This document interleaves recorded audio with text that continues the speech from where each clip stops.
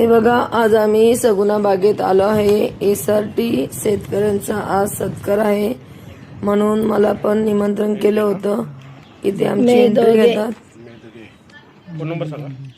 86 86 23 23 पुढे आहे सगळं 07 07.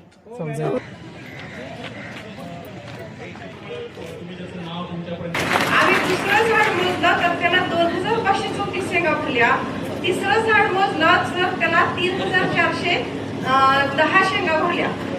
म्हणजे 3410 शेंगा पर्यंत, म्हणजे AI तंत्रज्ञानाने 25 ते 27 शेंगा 2700, पण आमच्या या बिना नांगरणीच्या SRT तंत्रामध्ये जवळपास 3400 शेंगापर्यंत उत्पन्न घेतलं.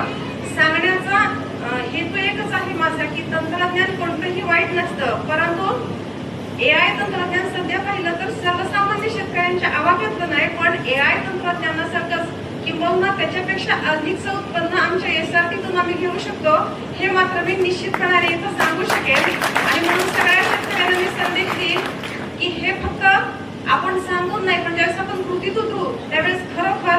आणि सगळ्यात महत्वाचं सांगेन की आतापर्यंत अनेक तंत्रज्ञान बघितली, पण शेतीमधील मजुरांचा खर्च कमी करण्याचं कोणतंही तंत्रज्ञान आतापर्यंत होतं. ते तंत्र आम्हाला शेतीमधील मजुरांचा खर्च कमी करणं, एक वेळ उत्पन्न कमी होऊ द्या, पण ज्या वेळेला उत्पादन खर्च कमी होतो तीच उत्पन्नात आम्ही वाढ समजली पाहिजे की आमच्या खिशातले पैसे खर्च होत नाहीत.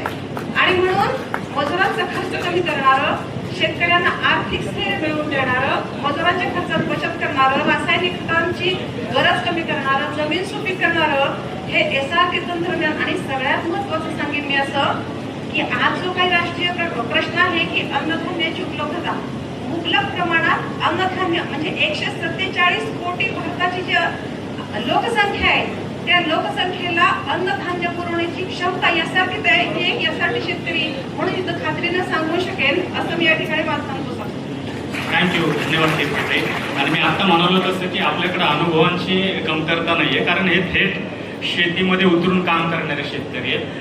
शिक्षकांचा आता तुम्ही काय म्हणतात त्याला केअर टाकलेलाच आहे म्हणून विचारून घेतो, नाही तर मी तुम्हाला नंतर. मग आम्ही त्या दिवशी गेलो, त्यांची शेती बघितली, त्यांच्या जमिनीचा पोत बघितला आणि त्या ठिकाणी 2 गावाच्या म्हणजे 2 ठिकाणी गहू होता.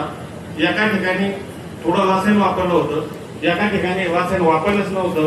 आणि त्याचा अनुभव आला आणि आम्हाला ते पटलं. आणि या ठिकाणी हे पण लक्षात आलं की त्यांची शेती एवढी सुपीक नाही, पण तरी पण उत्पादन चांगलं आलं. मग तिथून आम्ही आलो. कार्यक्रम संपल्यानंतर